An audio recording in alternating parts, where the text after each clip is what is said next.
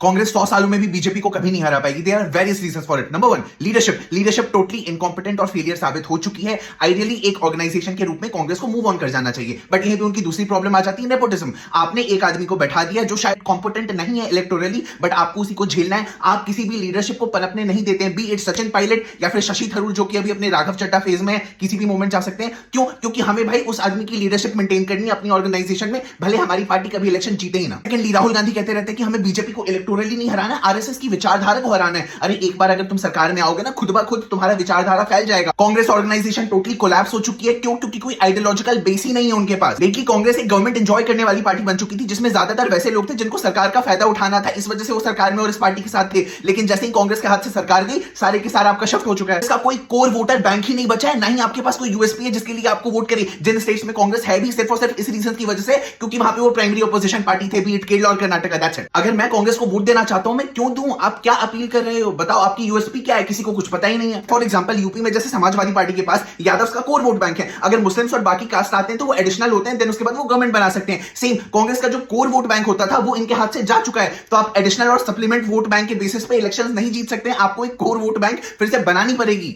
Part time politics खेलती है, whereas जो सामने बैठे उनका सुबह शाम 24/7 वो सब पॉलिटिक्स का वैसे पार्ट टाइम और आराम से कि एक दिन जनता इनसे तंग हो जाएगी फिर हमें लोग वोट दे देंगे। अरे ऐसा नहीं होने वाला है।